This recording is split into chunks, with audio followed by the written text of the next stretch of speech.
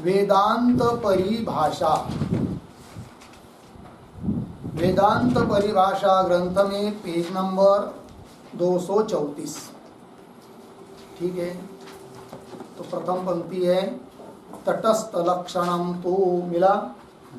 चलिए, तो बात यह चल रही है कि तत्वमसि इत्यादि महावाक्य के द्वारा जो जीव ब्रह्मैक्य का बोध होता है, वाक्यार्थ ज्ञान, तो कोई भी वाक्यार्थ बोध तब होता है जब उस वाक्य में घटकीभूत पदों का अर्थ ज्ञात रहेगा। अतः तत्वमसि यह भी एक वाक्य है। इस वाक्य में घटकीभूत जो पद है तत्त्वम् असि इत्यादि पदों का अर्थ भी पता होना चाहिए, तभी वाक्यार्थ बोध होगा। अतः इस वाक्य में आया हुआ सबसे पहला पद तत्पद, उस तत्पद का अर्थ जो परमात्मा, उसको बता रहे हैं लक्षण और प्रमाण के द्वारा। प्रमाण तो पीछे निरूपण प्रमाणों का हुआ, फिर लक्षण किसको कहते इस बात को बताया, और फिर उसके भेद। तो लक्षण के दो भेद बताए, स्वरूप लक्षण और एक होता है तटस्थ लक्षण। तो स्वरूप लक्षण और तटस्थ लक्षण का स्वरूप क्या है वो बताया, फिर ब्रह्म का स्वरूप लक्षण क्या है वो भी बताया। सत्यम ज्ञानम अनंतम ब्रह्म, आनंदो ब्रह्म इति वेजानात् इत्यादि ब्रह्म का स्वरूप लक्षण बताया। अब क्रम प्राप्त ब्रह्म का तटस्थ लक्षण क्या है, इस आशंका को निराकरण करने के लिए लक्षण कर रहे हैं परमात्मा का ब्रह्म का तटस्थ लक्षण। वही पंक्ति आ रही है तटस्थ लक्षणम। तो लग गया जी, ब्रह्म का तटस्थ लक्षण कर रहे हैं। क्या है वो? तो तटस्थ लक्षणम तो पहले तटस्थ लक्षण का लक्षण बता रहे हैं। जैसे कल हम लोगों ने भी तटस्थ लक्षण का लक्षण लिखा था, क्या? कादाचित्कत्वे सति व्यावर्तकत्वम यथा देवदत्तस्य तिलकादिकम, ये तटस्थ लक्षण हुआ। उस प्रकार उस तटस्थ लक्षण का लक्षण कर रहे। तटस्थ लक्षणम तो यावत् लक्ष्य कालम अनवस्थितत्वे सति यद व्यावर्तकम तदेव पूर्णविराम, अर्थात तदेव तटस्थ लक्षण। यावल लक्ष्य कालम अनवस्थितत्वे सति, लक्ष्य लक्षण जिसका हम कर रहे हैं उसको कहते क्या? लक्ष्य। तो लक्ष्य की स्थिति जितने काल तक है तब तक ही वह लक्षण उसमें रहना चाहिए, ऐसी कोई जरूरत नहीं है। यावल लक्ष्य कालम अनवस्थितत्वे सति, स्थित नहीं रहता है लक्ष्य जब तक है तब तक, किंतु व्यावर्तक है, इतरों से भिन्न करके दिखाता है। ऐसा जो असाधारण धर्म कभी कभी रहने वाला वो हो जाता है तटस्थ लक्षण, ये कहा। तो सती के बाद आपके पुस्तक में पद है तद व्यावर्तकम, बराबर। तो तद को खोड़कर वहां पर लिखना है यद व्यावर्तकम,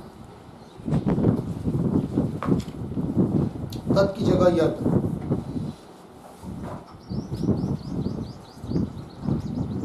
ठीक है ना जी? तो देखिए फिर पुनः यावल लक्ष्य कालम अनवस्थितत्वे सति यद व्यावर्तकम तदेव, तदेव मतलब तदेव ब्रह्मण तटस्थ लक्षण, वही ब्रह्म का तटस्थ लक्षण है। तो पद आया है यावल लक्ष्य कालम अनवस्थितत्वे सति, उस पर लिखिए लक्ष्यस्य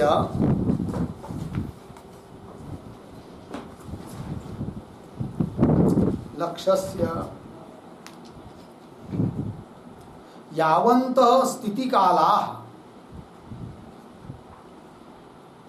बाहेर बसायचं का? लक्ष्यस्य यावंत स्थिति काला तावत् कालम अविद्यमानत्वे सति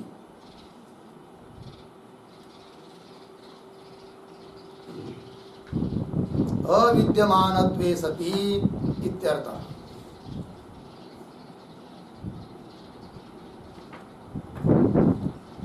ठीक है ना जी। लक्ष्य से उसका अर्थ कर दिया, लक्ष्य का जितना भी काल, यावंत स्थिति काला, तावत उतने काल तक, तावत कालम अविद्यमान, विद्यमान रहता नहीं है, अविद्यमानत्वे सति जो व्यावर्तक है।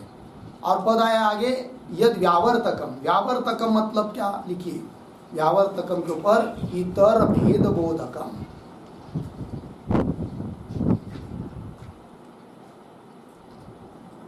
इतर भेद बोधकम,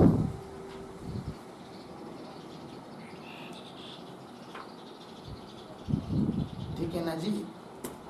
इतरों से भिन्न का बोधक जोश होता है उसको कहते व्यावर्तक।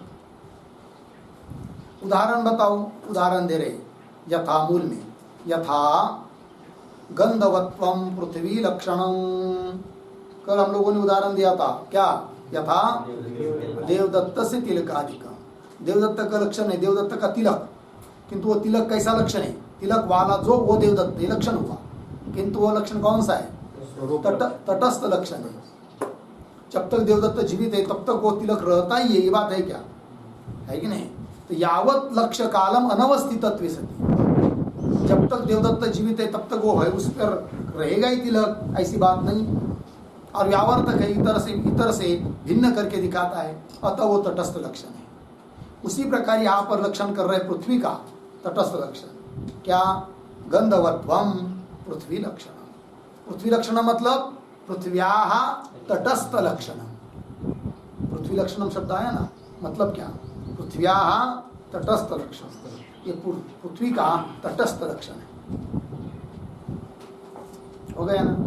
अब इस लक्ष्य में लक्षण को घटाना पड़ेगा, तो लक्ष्य कौन है, लक्ष्य, लक्षा पृथ्वी, लक्षण गंधवत्व, इसका मतलब गंधवत्व, गंध वाला, गंध उसमें पृथ्वी में हमेशा नहीं रहता है, कभी रहता है कभी नहीं, तभी तो तटस्थ लक्षण बनेगा। तो कब नहीं रहता है पृथ्वी में गंध, तो उसको बता रहे आगे, लक्षण घटा रहे, महाप्रलय परमाणुषु अर्धविराम उत्पत्ति काले घटादिषु गंधाभावात्, मिला जी। तो ये जो पंक्ति आ रही है महाप्रलय, उसके पूर्व में एक वाक्य लिखी अवतरणिका के रूप में, तत्र हेतुम दर्शयन्,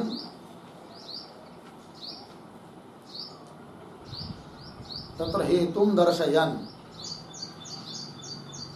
नैयायिक मतम,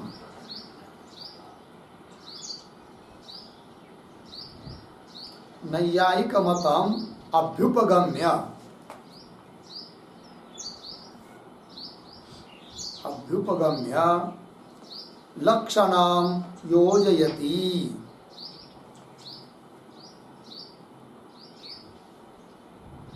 लक्षणं योजयति महाप्रलय इति।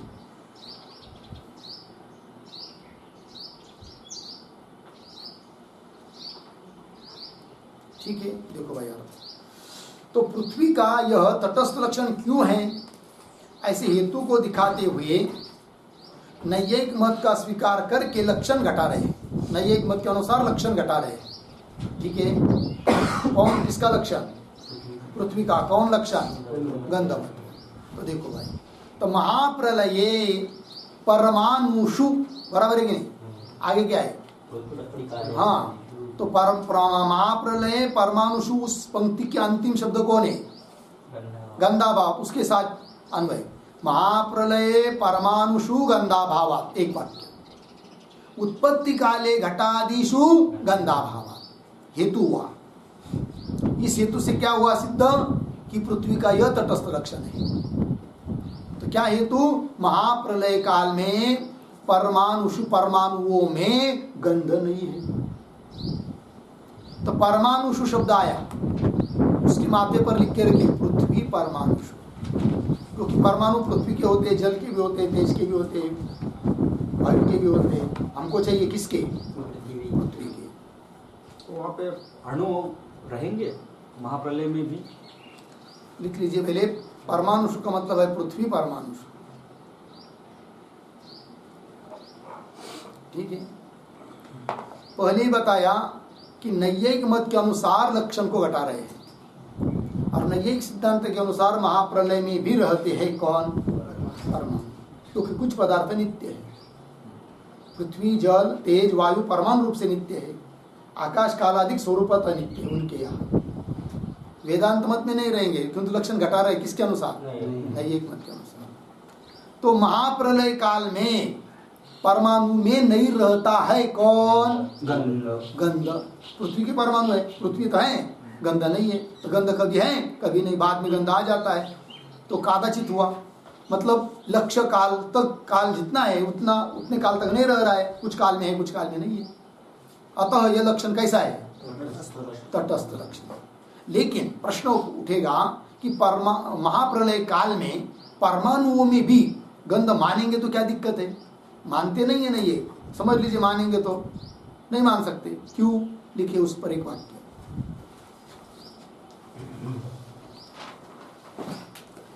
जन्य भाव अनधिकरण कालस्य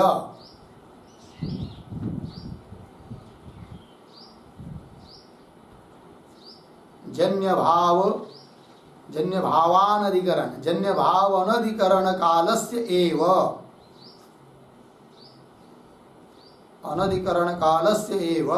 महाप्रलयत्वात्। आगे, तत्र गंधस्य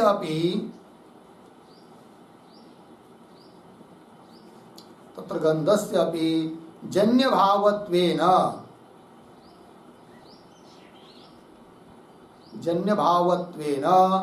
विनाशात् इति भावः।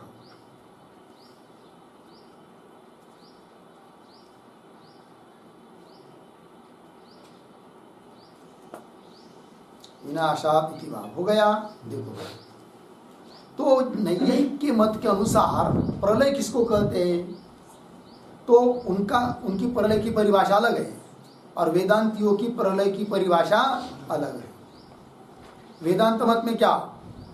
ब्रह्म और ब्रह्माश्रित माया में सब कुछ सूक्ष्म रूप से रहता है, बाकी कुछ नहीं रहता है कार्य, उसको कहते प्रलय वेदांत मत में।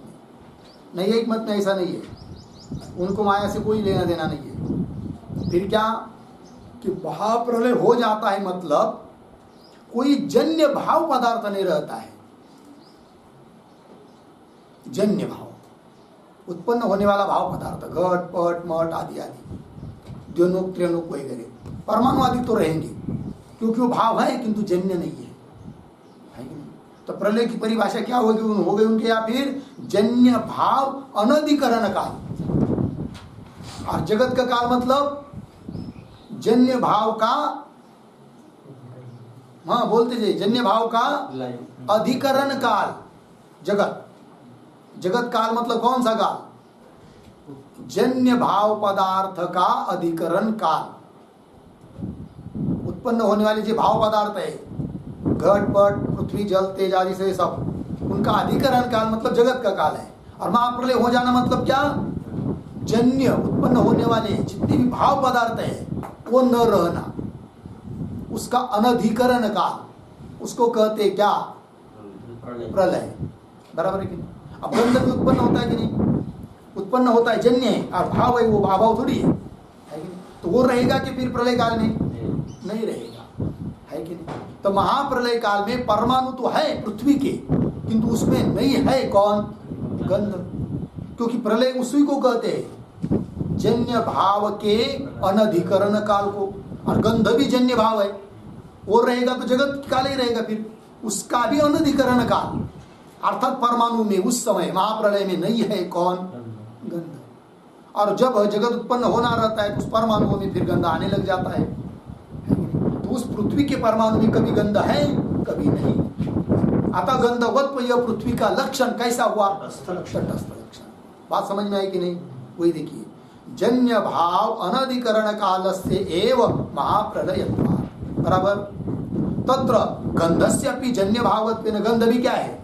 जन्य भाव है, और अतः उसका भी विनाश हो जाता है महाप्रलय में। अतः महाप्रलय में परमाणुओं में गंध नहीं है, लग गया ना?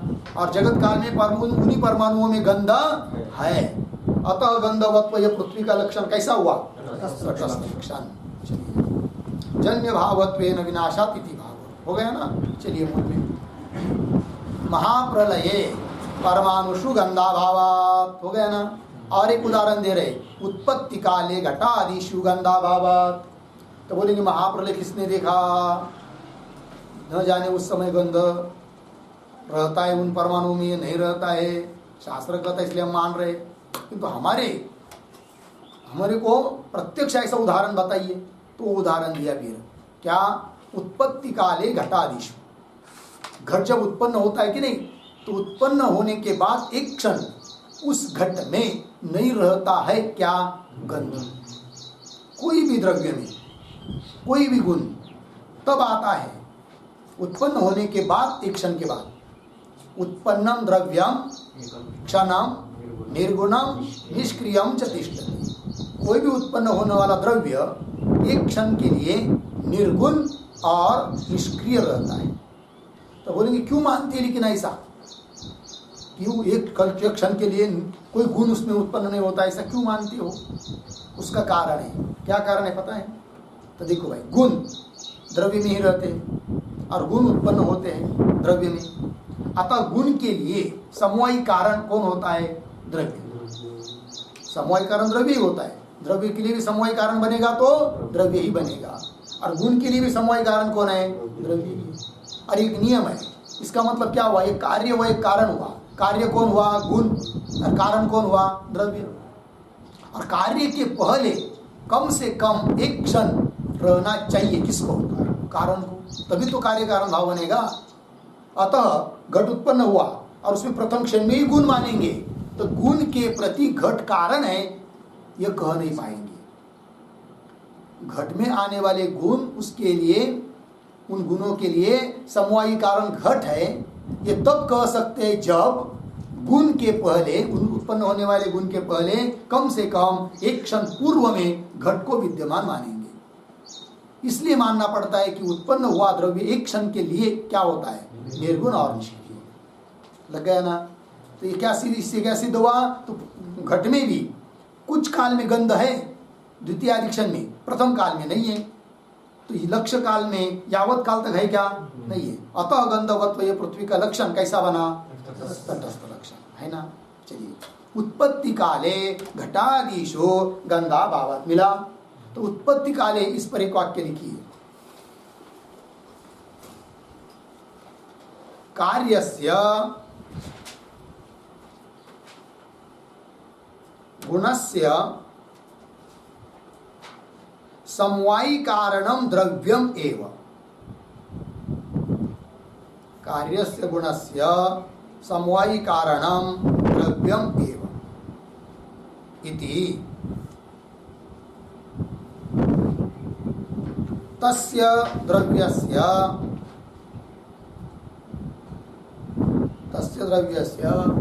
गुणात्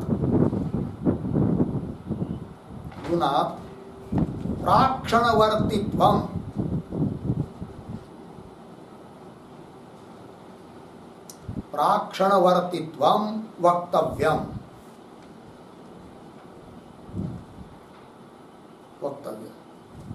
अर्धविराम। नियत प्राक्षणवर्तिनः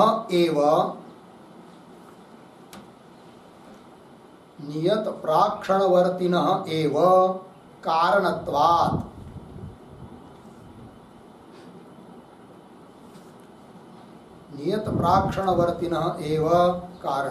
पूर्णविराम। अतः उत्पन्नं द्रव्यं क्षणं निर्गुणं निष्क्रियं च तिष्ठति।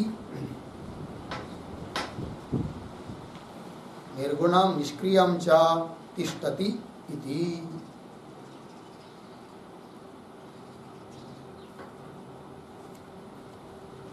हो गया जी।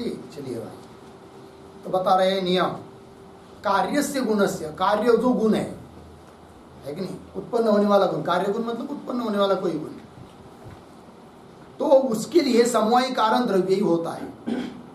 ठीक है, इति ऐसा होने से तस्य द्रव्यस्य कारण रूप जो द्रव्य है वह कैसा चाहिए, गुणात् गुण की अपेक्षा प्राक्षणवर्ती चाहिए। कौन? द्रव्य बोलते जाइए, क्योंकि कारण कौन है? द्रव्य। कार्य कौन है? गुण। कार्य गुण के पहले एक क्षण में पूर्व में कम से कम चाहिए किसको? द्रव्य को रहना चाहिए। प्राक्षणवर्तित्व वक्तव्य। क्यों? नियत प्राक्षणवर्ती न एव कारणत्वात्, कारण वही बनता है जो नियमतः पूर्व में, प्राक मतलब पूर्व में कम से कम एक क्षण रहता है, वही बनता है कौन? कारण। नियत प्राक्षणवर्ती न एव कारणत्वात्, इसलिए नियम है कि उत्पन्नम द्रव्यम क्षणम निर्गुणम निष्क्रियम च, उत्पन्न हुआ द्रव्य एक क्षण के लिए निर्गुण और निष्क्रिय रहता है। लग गया ना? कहने का तात्पर्य क्या?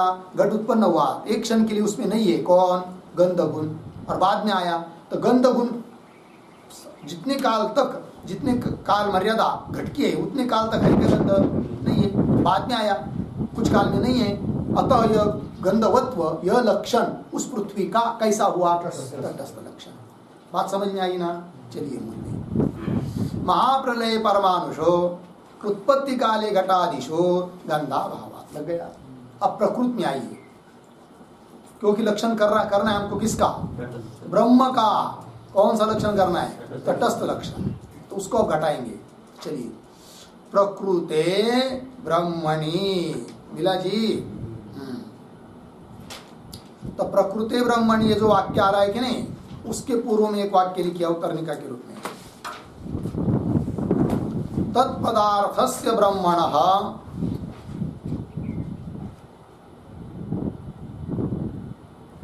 तत्पदार्थस्य ब्रह्मणः तटस्थ लक्षणम आह। तटस्थ लक्षणम आह प्रकृते इति।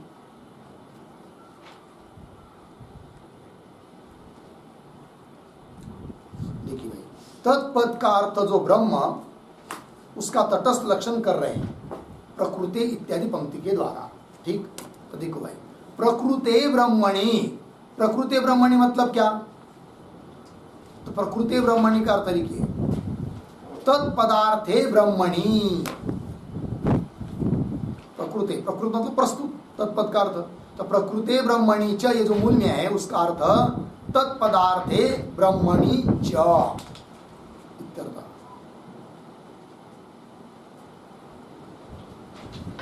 तत्पदार्थ ब्रह्म में क्या जी? जगत जन्मादि कारणत्वम, ये भी वैसा ही है, हमेशा नहीं रहता है। अतः यह लक्षण तो है ब्रह्म का, लेकिन कैसा? तटस्थ लक्षण। तो क्या लक्षण बन गया? तटस्थ लक्षण। जगत जन्मादि कारणत्वम ब्रह्मणः तटस्थ लक्षण। बोलिए,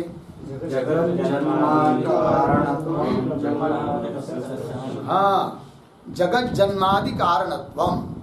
जगत जन्मादि, आदि पद आया, देखिए आया कि नहीं? आदि से क्या लेंगे? देखिए, आदिना स्थिति प्रलययोः संग्रह।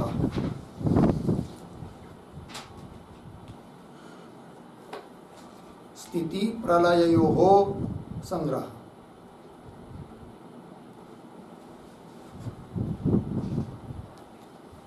स्थिति प्रलययोः संग्रह। ठीक, आदिना, आदिपदेना।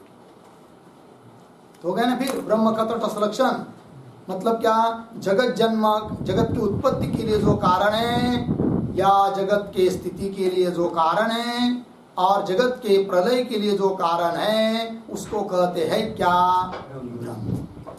ये ब्रह्म का तटस्थ लक्षण हुआ। अब प्रश्न उपस्थित होता है कि जगत की उत्पत्ति, जगत की स्थिति और जगत के लय के लिए कारण ब्रह्म है, इसके लिए प्रमाण क्या? तो प्रमाण लिख लीजिए, उस पर एक टिप्पणी करके। आनंदाधि एव खलु इमानि भूतानि जायन्ते, इस श्रुति का प्रमाण है। आनंदाधि एव खलु इमानि भूतानि जायन्ते, इमानि भूतानि जायन्ते पूर्ण विराम। आनंदेन जातानि जीवन्ति, आनंदेन जातानि जीवन्ति पूर्ण विराम। आगे आनंदम प्रयन्ति अभिसंविशन्ति, आनंदम प्रयन्ते अभिसंविशन्ति इति तैत्तरीय उपनिषद, तैत्तरीय उपनिषद, तैत्तरीय श्रुति पूर्ण विराम। और जन्माद्यस्य यतः इति सूत्राच्च, ब्रह्म सूत्र है, जन्माद्यस्य यतः हो गया। तो श्रुति और सूत्र का प्रमाण दे दिया, क्योंकि श्रुति में साक्षात लिखा है आनंदादि एव खलु इमानि भूतानि जायन्ते, इमानि भूतानि खलु आनंदात् ही एव जायन्ते। आनंदार्थ ब्रह्म, ब्रह्म से उत्पन्न होते हैं। और आनंदेन जातानि जीवन्ति, जातानि आनंदेन जीवन्ति, जातानि उत्पन्नानि, उत्पन्न हुए भूत आनंद से ही जीवित रहते हैं। और इतना ही नहीं, बाद में आनंदम प्रयन्ति अभिसंविशन्ति, बाद में लय भी उन सभी भूतों का आनंदार्थ ब्रह्म में ही होता है। तो उत्पत्ति स्थिति और लय के लिए कारण जो, उसका नाम ब्रह्म।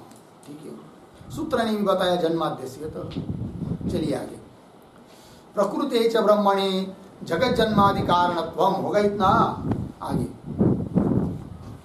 आगे क्या है भाई, अत्र मिला पंक्ति,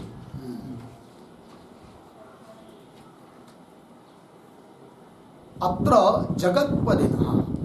अभी क्या आ रहा है आगे, तो थोड़ा ध्यान दीजिए। लक्षण तो क्लियर कर दिया ब्रह्म का, तटस्थ लक्षण। क्या लक्षण किया, जगत जन्मादि कारणत्वम ब्रह्मण लक्षण। अब इस पर पूर्व पक्षी बोलेगा, जगत के जन्मादि के लिए जो कारण है उसको कहते हो क्या, ब्रह्म। और किसी भी चीज का लक्षण कैसा होना पड़ता है, अतिव्याप्ति अव्याप्ति असंभव रूप दोष से रहित। यहाँ पर लक्षण कर रहे किसका, ब्रह्म का। लेकिन ब्रह्म में जाएगा, और ब्रह्म में जाता हुआ और भी कहीं जाएगा, अतिव्याप्ति होगी। कहाँ होगी अतिव्याप्ति, जगत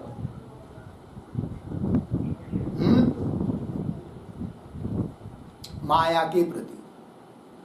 लक्षण कर रहे किसका, ब्रह्म का, है कि नहीं। तो कैसे देखो भाई, क्यों अतिव्याप्ति क्या, तो जगत जन्मादि कारणत्वम, जगत के जन्मादि के लिए जो कारण है। तो जगत शब्द के अंतर्गत अनादि भाव रूप माया भी है।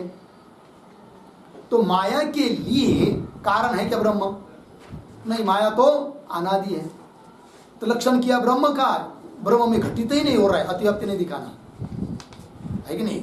लक्षण का असंभव जा ही नहीं रहा है, किसमें, ब्रह्म में। क्योंकि आपने लक्षण क्या किया, जगत जन्मादि कारणत्व, जगत जन्मादि के लिए जो कारण है। तो जगत के अंतर्गत माया भी आ गई। तो माया के लिए कारण है क्या ब्रह्म, है नहीं है, तो लक्षण नहीं जा रहा है। भले बाकी के पदार्थ के लिए कारण हो, माया के लिए कारण नहीं है, तो दोष आएगा। अतः इस प्रकार का अव्याप्त्यादि या असंभवादि दोष न आवे, इसलिए इस लक्षण में घटकीभूत पद जो जगत, उस जगत शब्द से क्या लेना, जगत का अर्थ क्या करना, उसको बता रहे सिद्धांत। जगत का अर्थ यदि माया से माया का कार्य करेंगे तब तो असंभव, इसलिए जगत शब्द का कुछ विशिष्ट अर्थ है, वो बताने जा रहे हैं। ठीक है, अत्र जगत पदे न कार्य जातम विवक्षितम, मिला। तो अत्र इत्यादि पद आए ना, पद आया ना, अत्र उसके पूर्व में लिखिए एक वाक्य अवतरणिका, ननो ननो जगत जन्मादि कारणत्वम, जगत जन्मादि कारणत्वम ब्रह्मणः न लक्षणम, ब्रह्मणः न लक्षणम, अर्धविराम। जगदंतर्गताम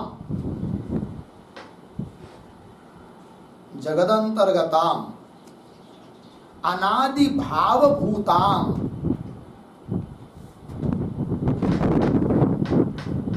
भावभूताम मायां प्रति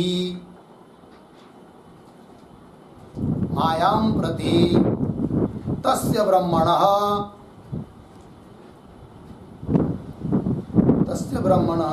अकारणत्वात्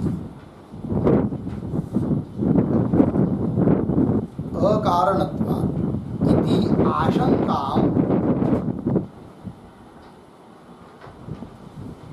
आशंकां जगत शब्दार्थ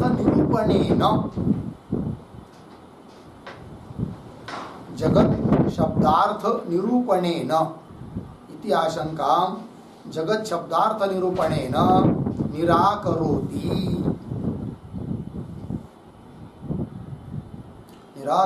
अत्र इति मिल गया। देखो भाई क्या कहा जा रहा है। ननो पूर्व पक्षी बोल रहा है जगत जन्मादि कारणत्व, ये जो आपने ब्रह्म का लक्षण किया, ये कोई ब्रह्म का लक्षण बन नहीं सकता है कि नहीं जी, असंभव आएगा। क्यों? जगत अंतर्गताम अनादि भाव भूताम मायाम, जगत के अंतर्गत जैसे आकाश वायु अग्नि इत्यादि है, उस प्रकार माया भी तो है। और माया कैसी है? अनादि है और भाव है। अनादि भाव स्वरूप जो माया, जो कि किसी से उत्पन्न नहीं होती है, तो ब्रह्म से उत्पन्न होगी क्या? नहीं। तो जगत के लिए कारण जो वो ब्रह्म, माया के लिए कारण, जगत के अंतर्गत माया भी है, उसके लिए कारण ब्रह्म बन ही नहीं रहा है, तो लक्षण घटेगा ही नहीं, तो असंभव दोष आएगा। शंका समझ में आई? तो देखिए जगत अंतर्गताम अनादि भावभूता मायां प्रति तस्य ब्रह्मण अकारणत्वात्, वो ब्रह्म कारण न होने के कारण लक्षण नहीं बनेगा, ये आशंका हुई।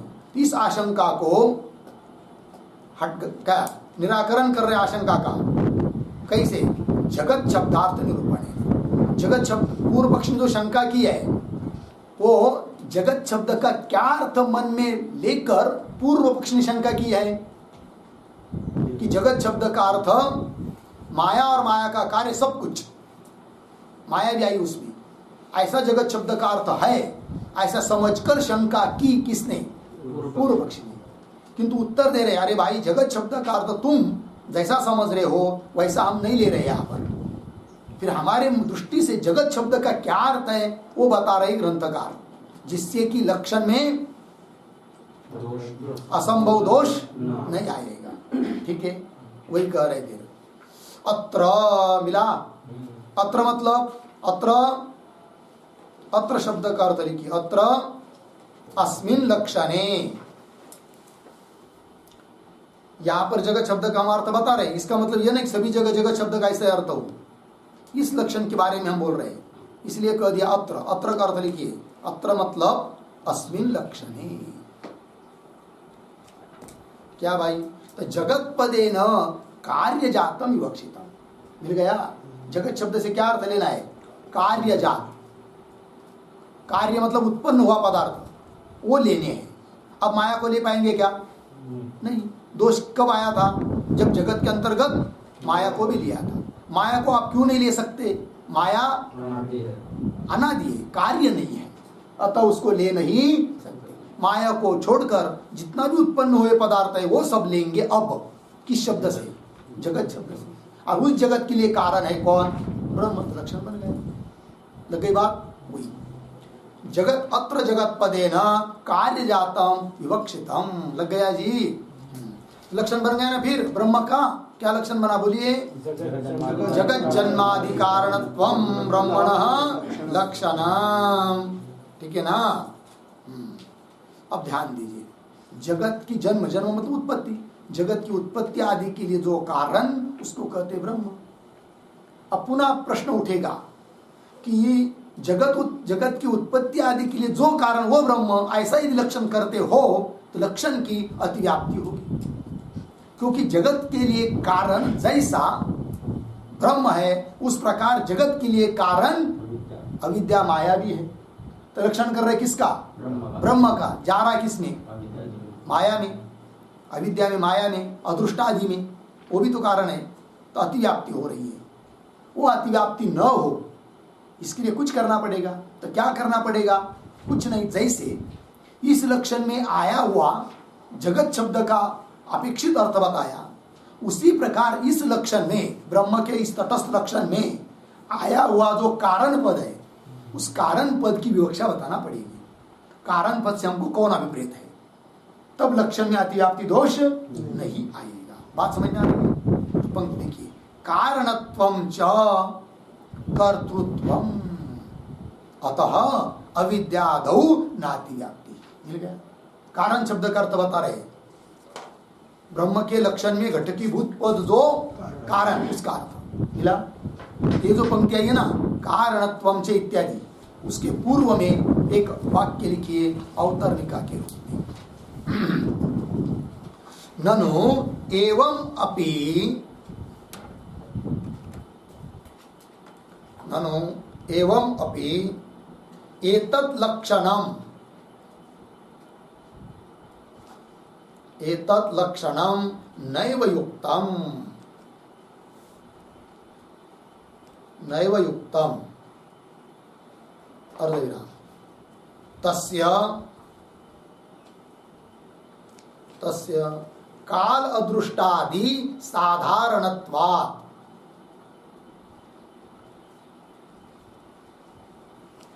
काल अदृष्टादि साधारणत्वात् अर्धविराम तेषाम् अपि, तेषाम् अपि कार्य प्रपंचस्य,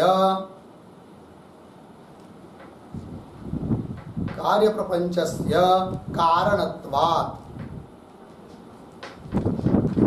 कारणत्वात् इति आशंकाम, इति आशंकाम कारण पदार्थ निरूपणेन,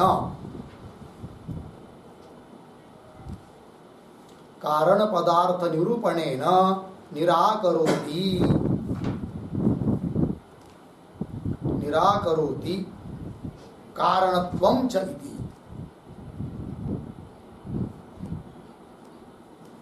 कारणत्वं च इति हो गया जी। शंका समझ लीजिए, पूर्व कुछ क्या कहता है, ननु एवं अपि, एवं अपि मतलब जगत का, जगत शब्द का विवक्षित अर्थ कर दिया आपने, तो भी, ननु एवं अपि एतद लक्षणम, एतद लक्षणम ब्रह्म लक्षणम नैव युक्तम, ब्रह्म का जो आपने लक्षण किया वो कोई युक्ति युक्त नहीं है। पूर्व पक्षी बोल रहा है, क्यों? तस्य, तस्य लक्षणस्य काल अदृष्टादि साधारणत्व, क्योंकि आपने लक्षण क्या किया ब्रह्म का, जगत जन्मादि कारणत्व, तो जगत के जन्मादि के लिए कारण जैसा ब्रह्म है, उस प्रकार काल अदृष्ट, काल अदृष्ट, दिक, ईश्वर, माया, अविद्या, ये सब है ना। तो काल अदृष्ट आदि साधारणत्व, तो लक्षण कर रहे ब्रह्म का बहुत जगह अतिव्याप्त हो रहा है, क्योंकि तेषामपि, तेषामपि कालादीनाम अदृष्टादीनाम अपि कार्य प्रपंच से कारणत्व, कार्य प्रपंच के लिए कारण है, अतः अतिव्याप्ति हो रही है। इस आशंका का निरूपण, निराकरण करना है। अब कैसा निराकरण करेंगे, तो वही दे रहे, इति आशंका कारण पदार्थ निरूपणेन, लक्षण में आया हुआ जो पद, कौन सा पद, कारण, उसका निरूपण करने से, उसका अभिप्राय बताने से इस शंका का निराकरण हो जाएगा। आशंकम कारण पदार्थ निरूपणेन निराकरोति कारणत्वं च इति। मिल गया जी? चलिए, तो वही बता रहे, फिर कारण क्या है, कारणत्वं च कर्तृत्वं। मिल गया? कारण शब्द से हमको लेना है कर्ता कारण, कोई भी कारण नहीं। जैसे घट के लिए अनेक कारण है कि नहीं, घट के लिए कारण है, उदाहरण दंड, चक्र, कुलाल, रासव, मिट्टी आदि बहुत सारे है कि नहीं, किंतु कर्ता कारक कारण एक ही है, वो कौन, कुलाल। उस प्रकार जगत के लिए कारण बहुत सारे हो सकते हैं, किंतु हमको उन अनेक कारणों में से कर्ता कारण चाहिए, और वो केवल एक ही है, वो कौन है, ब्रह्म, परमात्मा। लग गया जी? अतः अब अतिव्याप्ति नहीं होगी। ठीक है, वही लिख रहे हैं, कारणत्वं च कर्तृत्वं, कर्ता कारण लेना है। अतः इसलिए अब ऐसा अपेक्षा करने से अविद्यादौ नाति व्याप्ति, अविद्यादि पर अतिव्याप्ति नहीं, क्योंकि अविद्या अर्थात माया वो जगत के लिए कारण तो है लेकिन कर्ता रूप कारण नहीं है। लग गया ना जी? परिणामी उपादान कारण है, कर्ता रूप कारण नहीं है। समझ लीजिए कोई शंका करेगा कि माया तो जगत के लिए कारण है ना, तो कारण तो मान ही रहे हो, तो कर्ता कारण मान लो माया को। जगत के लिए कारण है माया, कैसी? कर्ता रूप कारण है, ऐसा मान लो। तो उसका उत्तर दे रहे आगे की पंक्ति में, कर्ता रूप कारण नहीं मान सकते, क्योंकि कर्ता रूप कारण वो होता है, कौन होता है उसको पहले समझ लेंगे तब आपसे आप समझ में आएगा कि जगत के लिए कर्ता रूप कारण माया नहीं बन सकती, ये समझ में आएगा। तो पहले क्या समझना पड़ेगा? कर्ता रूप कारण जो होता है वो कैसा होता है, किसको कहते कर्ता कारण, ठीक है ना? वो बता रहे आगे की पंक्ति में। कर्तृत्वम च, मिल गया जी? हाँ।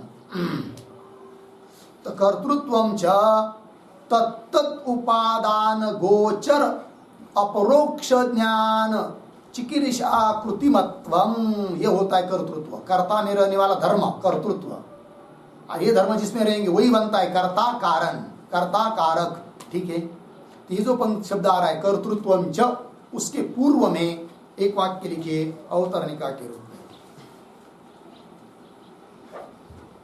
ननु अविद्यादीनां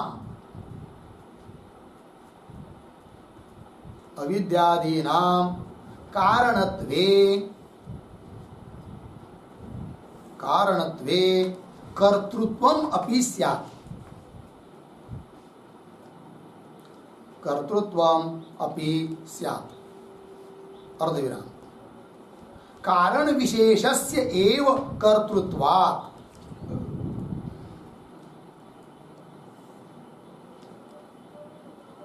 कारण विशेषस्य एव कर्तृत्वात्, पूर्णविराम। तथा च अविद्यादौ अतिव्याप्ति, अविद्यादौ अतिव्याप्ति, तत्रापि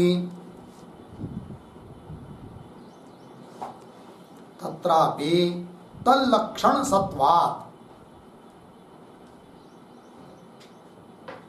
तल्लक्षण सत्वात् इति अतः कर्तृत्वस्य अर्थम आह, कर्तृत्वस्य अर्थम आह कर्तृत्वम इति।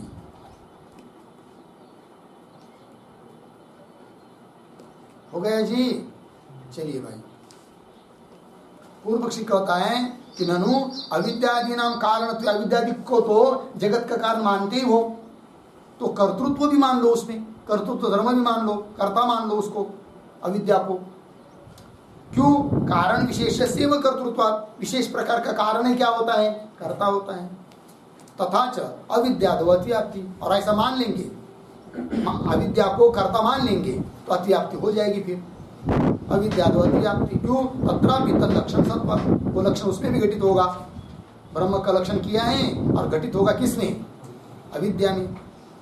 अतः कर्तृत्व से अर्थम आह, यह अतिव्याप्ति न हो, इसलिए कर्तृत्व शब्द का अर्थ मूल ग्रंथकार बता रहे हैं। कर्तृत्व मतलब क्या? तो देखिए मूल में, कर्तृत्वम च तत्त उपादान गोचर अपरोक्ष ज्ञान एक, चिकीर्षा दो, कृतिमत्व तीन, ये तीन धर्म जिसमें रहते हैं वही होता है कर्ता कारक। लग गया जी? क्या चाहिए? तत्त उपादान गोचर अपरोक्ष ज्ञान। तत्त उपादान मतलब उस कार्य के लिए जो उपादान कारण है, उस उपादान कारण विषयक अपरोक्ष ज्ञान चाहिए। जैसे घट के लिए कर्ता है कौन? कुलाल। क्यों? कुलाल को ये ज्ञान है क्या? घट के लिए उपादान कारण जो मिट्टी, उस विषयक ज्ञान है, अपरोक्ष ज्ञान है किसको? कुलाल। दूसरी बात चिकीर्षा, मतलब घट बनाने की इच्छा किसमें है? कुलाल में। और कृत्रिमत्व प्रयत्न विशेष वो भी है किसमें? कुलाल में। अतः कुलाल घट का क्या है? करता है। हम लोग घट का करता नहीं है, क्योंकि हम लोगों को न तो मिट्टी का विशिष्ट प्रकार का ज्ञान है, किस प्रकार की मिट्टी बनाई जाती है, गणपति बनाने के लिए कौन सी मिट्टी चाहिए वो भी हमको ज्ञान नहीं है कि नहीं?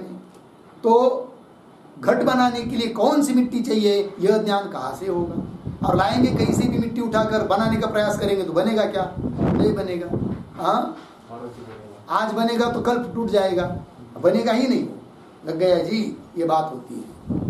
और कुलाल के लिए उस मिट्टी का ज्ञान है, करने की इच्छा भी है, घट बनाने की इच्छा भी है, और प्रयत्न भी वो करता है बेचारा, इसलिए वो करता है, हम लोग नहीं। उसी प्रकार जगत के लिए कर्ता ईश्वर ही है, क्योंकि ईश्वर को जगत का जो उपादान कारण अविद्यादिक उसके बारे में अपरोक्ष ज्ञान है। किसको? ईश्वर को, परमात्मा को। और चिकित्सा भी है, करने की इच्छा, जगत बनाने की इच्छा भी है, किसमें? ईश्वर में। और कृत्रिमत्व प्रयत्न विशेष भी है, किसमें? ईश्वर में। माया में है कि ये सब नहीं है। चलिए, कर्तृत्वम च तत्तद उपादान, तत्तद मतलब उस कार्य का उपादान, जैसे यहाँ पर जगत का उपादान। तत्तद उपादान गोचर, गोचर शब्द का अर्थ होता है विषय। तत्तद उपादान गोचर, तत्तद उपादान विषय, अपरोक्ष ज्ञान चाहिए। और चिकित्सा, चिकित्सा कर्तुम इच्छा, और कृत्रिमत्व लग गया इतना। अब ऐसा करने से अब माया पर अतिव्याप्ति नहीं होगी। कैसे नहीं होगी? लिखिए इस पर एक वाक्य। तथा च अविद्यादीनां, तथा च अविद्यादीनां जड़तया, जड़तया जगत उपादान गोचर, जगत उपादान गोचर अपरोक्ष ज्ञान वत्वादि, अपरोक्ष ज्ञान वत्वादि अभावात्, अपरोक्ष ज्ञान वत्वाद्यभावात्, अर्धविराम।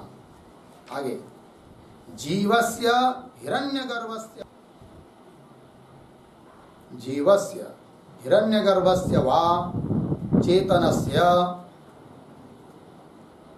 चेतनस्य कतिपय कार्योपादान गोचर, कतिपय कार्योपादान गोचर, गोचर अपरोक्ष ज्ञानादि सद्भावे अपि, अपरोक्ष ज्ञानादि सद्भावे अपि, अपि सकल जगद उपादान गोचर, सकल जगद उपादान गोचर अपरोक्ष ज्ञानाद्यभावात्, अपरोक्ष ज्ञानाद्यभावात् न तत्र तत्र अतिव्याप्ति,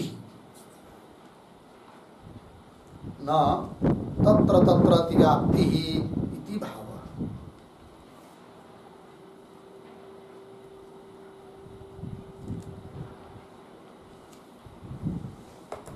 हो गया जी? देखिए भैया, अविद्या में अतिव्याप्ति अब नहीं होगी। कैसे? देखिए, अविद्यादि नाम जड़ता है। अविद्यादि कैसे? जड़ है। जड़ होने के कारण जगत के उपादान विषयक अपरोक्ष ज्ञान अविद्या को है, ऐसा कह सकते हैं क्या? क्यों नहीं कह सकते? अविद्या जड़ है, जड़ को थोड़ी ज्ञान होता है, लेकिन जड़ है वो। तो अविद्यादि नाम जड़तया जगत उपादान गोचर अपरोक्ष ज्ञानवत्वादि का अभाव है अविद्या में, अतः अतिव्याप्ति अब नहीं होगी। अच्छा, कोई बोलेगा हिरण्यगर्भ में अतिव्याप्ति होगी या किसी जीव में अतिव्याप्ति होगी, क्योंकि जीव तो चेतन है, उसको तो अपरोक्ष ज्ञान रहता है। तब उसको भी बता रहे, जीवस्य हिरण्यगर्भस्य वा, जीव चाहे हिरण्यगर्भ रूप जीव चेतन होने पर भी उनको ज्ञान है उपादान गोचर, किंतु कतिपय मतलब कुछ कार्य के उपादान का ही उनको ज्ञान है, अपरोक्ष ज्ञान है। समस्त जगत उपादान गोचर उसको अपरोक्ष ज्ञान नहीं है। किनको? हिरण्यगर्भादि को। अतः उस पर भी अतिव्याप्ति नहीं होगी। लग गया जी? अपरोक्ष ज्ञान आदि अभावात न तत्र तत्र अतिव्याप्ति। तो बन गया, अब लक्षण बन गया है ब्रह्म का। तटस्थ लक्षण क्या बन गया? जगत जन्मादि कारणत्वम ब्रह्मण लक्षण हो गया जी। आगे चलिए। ईश्वर, अब जिसमें लक्षण घटाना है उसमें ये सब है। कौन कौन? उपादान विषय का अपरोक्ष ज्ञान है, चिकीर्षा है, कृतिमत्व भी है ब्रह्म में, उसको घटा रहे अब। क्योंकि अन्य जगह अब लक्षण नहीं जा रहा है, किंतु जहां जाना चाहिए वहां तो जाना चाहिए ना, लक्ष्य में तो जाना चाहिए। तो लक्ष्य में लक्षण को घटाना पड़ेगा, वो घटा रहे अब। ईश्वरस्य तावत उपादान गोचर अपरोक्ष ज्ञान सद्भावे। ईश्वर को जगत का उपादान जो भी है उस विषयक अपरोक्ष ज्ञान है। किसको? ईश्वर। बोले कि प्रमाण क्या है? प्रमाण देना पड़ेगा। लग गया कि नहीं? तो प्रमाण देकर बता रहे।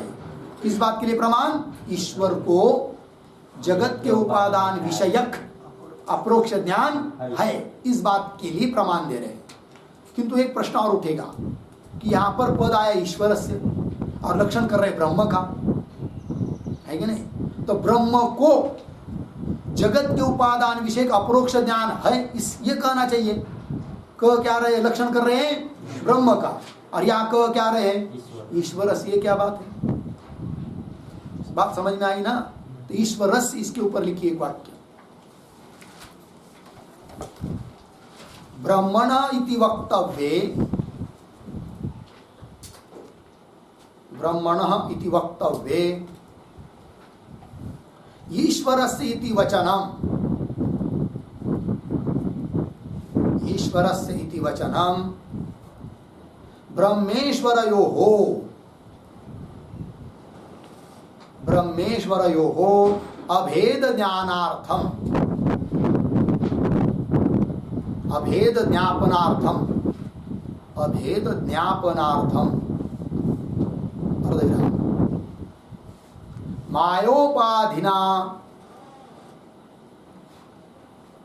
मायोपाधिना ब्रह्मेश्वरयोः कल्पित, ब्रह्मेश्वरयोः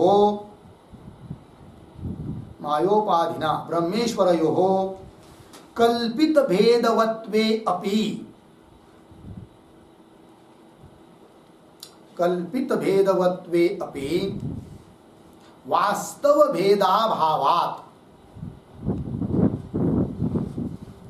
वास्तव भेदाभावात् मायावच्छिन्न ब्रह्म, मायावच्छिन्न ब्रह्मणः एव, मायावच्छिन्न ब्रह्मणः एव ईश्वरत्वात्, ईश्वरत्वात् इति भावः। ठीक, देखिए भैया, तो ब्रह्मण ऐसा बोलना चाहिए था, किंतु बोल दिया क्या? ईश्वर से। तो वही ब्रह्मण इति वक्तव्य, ब्रह्मण ऐसा कहना चाहिए था, तो भी ईश्वर कह दिया। क्यों? उसमें भी कुछ अभिप्राय है। क्या अभिप्राय, क्या तात्पर्य है, वो दिया। ब्रह्मण इति वक्तव्य ईश्वरस्य इति वचनम। क्यों? ब्रह्मेश्वरयो अभेद ज्ञापनार्थम, ब्रह्म और ईश्वर में वस्तुता कोई भेद नहीं है, अभेद ही है, इस बात को बताने के लिए। क्यों? तो मायोपाधिना ब्रह्मेश्वरयो कल्पित भेदवत्वेपि, माया रूप उपाधि के द्वारा ब्रह्म और ईश्वर का कल्पित भेद है, वास्तव भेद नहीं है। और जो कल्पित होता है वह कल्पित ही होता है, मिथ्या होता है, भेद सच्चा थोड़ी होता है, उपाधि उपाधिकृत भेद। तो मायोपाधिना, माया उपाधि के द्वारा ब्रह्म ईश्वरयोः कल्पित भेदवत्वेपि, दोनों का भेद कल्पित होने पर भी वास्तव भेदाभावात्, वास्तव भेद नहीं है। ठीक है, इसलिए माया, क्यों? मायावच्छिन्न ब्रह्मण एव, मायावच्छिन्न ब्रह्म ही क्या है? ईश्वर है। अतः ईश्वर से ऐसा कह दिया तो भी कोई दिक्कत नहीं। पंक्ति चलिए मूल में, ईश्वर से तावत उपादान गोचर, जगत के उपादान गोचर, उपादान विषयक अपरोक्ष ज्ञान है सद्भावे, प्रमाण दे रहे। क्या प्रमाण? यह सर्वज्ञ सर्वविद यस्य ज्ञानमयम तपः तस्मात् एतद् ब्रह्म नाम रूपम अन्नम च जायते इत्यादि श्रुति ही मानम। इत्यादि श्रुति प्रमाण दे दिया। जगत विषयक, जगत के उपादान विषयक अपरोक्ष ज्ञान परमात्मा को है, इस बात को बताने के लिए। तो क्या कह दिया? सर्वज्ञ। ईश्वर कैसा है भाई? सर्वज्ञ। सर्वज्ञ मतलब क्या? और आगे क्या क्या कहा? सर्वविद। सर्वज्ञ भी कहा, सर्वविद भी कहा। क्या अंतर है दोनों में? तो लिखते एक वाक्य, सर्वज्ञ बराबर सामान्येन,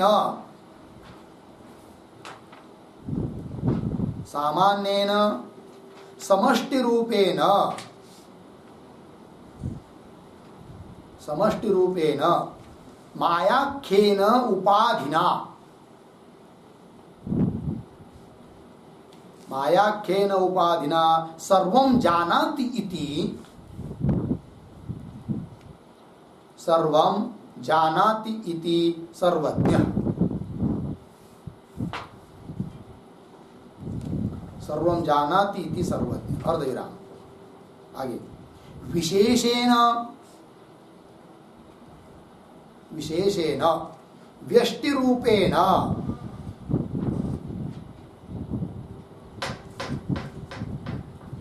व्यष्टि रूपेण सर्वं वेत्ति इति,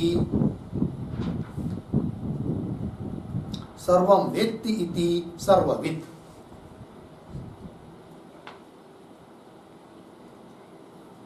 इति सर्वविद हो गया। परमात्मा सर्वज्ञ भी है और सर्वविद भी है। मतलब सामान्य न, समष्टि रूप, सामान्य रूप से, समष्टि रूप से माया नाम की उपाधि के द्वारा सबको जानता है, ये उसकी सर्वज्ञता है। सर्वज्ञ लग गया जी। और एक एक वस्तु को विशेष रूप से भी जानता है, ये उसकी सर्वविदता हो गई। वही करे विशेषेण व्यष्टि रूपेण सर्वं वेत्ति, व्यष्टि रूप से भी सबको जानता है, इसलिए वो क्या हुआ? सर्वविद। चलिए मूल में सर्वज्ञ सर्वविद मतलब सबका ज्ञान है उसको। सबका ज्ञान है तो जगत के उपादान कारण का भी ज्ञान है क्या? नहीं है। तो जगत के उपादान के बारे में अपरोक्ष ज्ञान वाला हो गया फिर कौन? ईश्वर। इसलिए वो कर्ता कारक है। चलिए सर्वज्ञ सर्वविद यस्य, और कैसा है वो? यस्य ज्ञानमयम तप, ज्ञान ही उसका क्या है? तप है कि नहीं? तो ज्ञानमयम तप, उसका तप कोई अतिरिक्त नहीं है, ज्ञान ही तप है। उस पर लिखिए न आयास लक्षणम तप, आयास लक्षण तप नहीं उसका।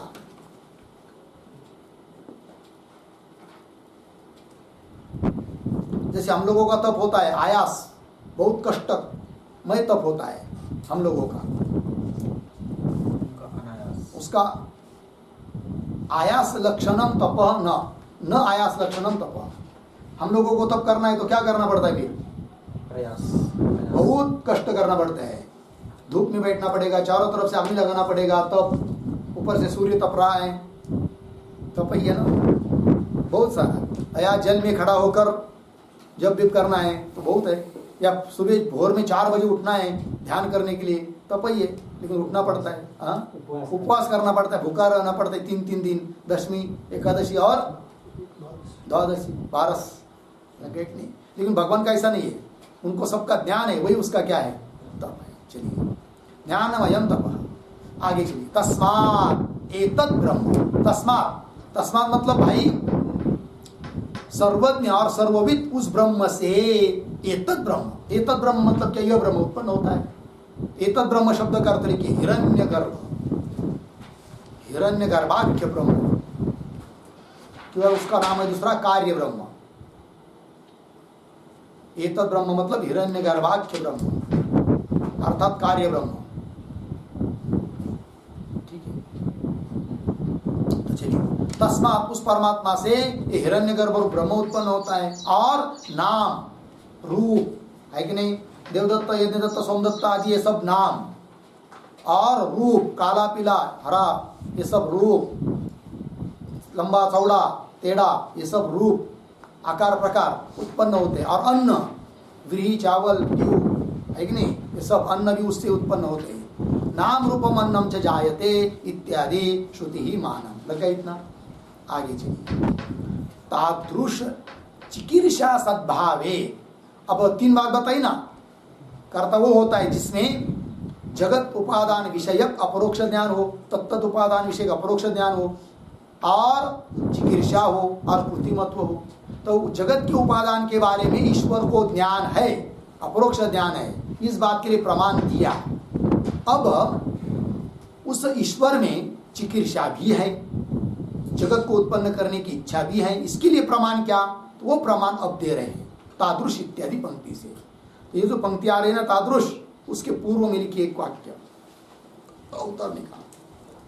उपादान गोचर चिकीर्षा सद्भावे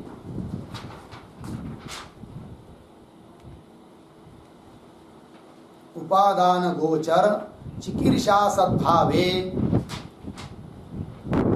श्रुतिं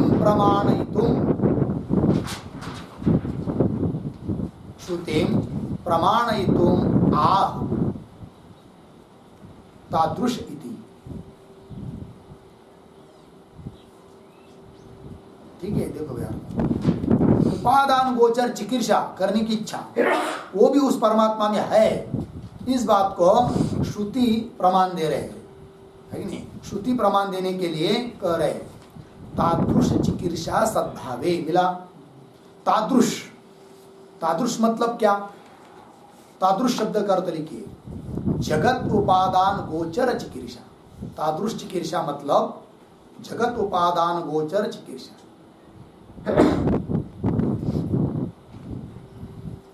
जगत उपादान गोचर चिकीर्षा, जगत के उपादान के बारे में चिकीर्षा करने की इच्छा।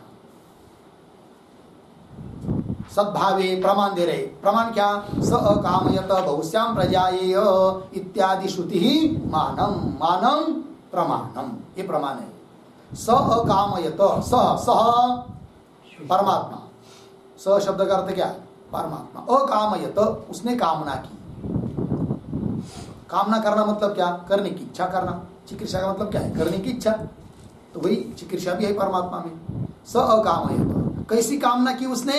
बहुश्याम प्रजाएय। बहुश्याम, बहुश्याम मतलब, बहुश्याम का अर्थ लिखिए बहु भवेयम।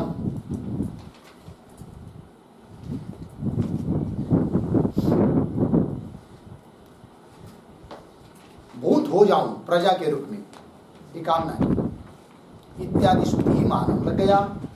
आगे चलिए, अब तीन बात बताई थी, अपरोक्ष ज्ञान, चिकीर्षा और कृति। तो कृति भी उस परमात्मा में है, इसके लिए अब प्रमाण दे रहे हैं। ठीक है ना? तादृश कृतौ च तन्मनो अकुरुत इत्यादि वाक्यम लग गया जी। ये जो पंक्ति आई ना तादृश, उसके पूर्व में छोटा वाक्य उपादान गोचर कृति सद्भावे।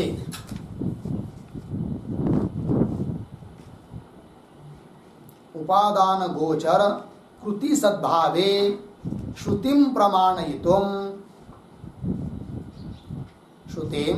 प्रमाणयितुम् आह तादृश इति। ठीक है, चलो भाई। उपादान गोचर, उपादान को विषय करने वाली कृति भी भगवान में है, इस बात को प्रमाणित करने के लिए कह रहे तादृश इत्यादि। मिला? तो देखो भाई क्या लिखा है, तादृश कृतौ, तादृश पद यहां भी आया। तादृश का अर्थ लिखिए उपादान गोचर।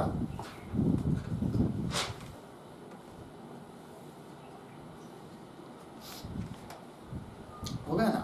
तादृश कृतो मतलब उपादान गोचर कृतो, उपादान विषय कृति में प्रमाण। क्या प्रमाण? तन मन अकृत। ठीक, उस परमात्मा ने मन को बनाया, मन को उत्पन्न किया। इत्यादि वाक्यम, इत्यादि वाक्यम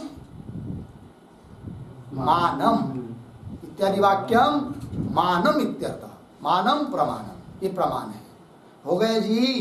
तो परमात्मा का अर्थ ब्रह्म का तटस्थ लक्षण बन गया। क्या लक्षण बना बोलिए? जगत जन्मादि कारणत्वम ब्रह्मणः तटस्थ लक्षणम। हो गया, ये बात हो गई। और इसके बारे में और थोड़ी चिकित्सा है, वो आगे के पृष्ठ पर आ रहा है, उसका विचार हम लोग बाद में करते हैं। ठीक।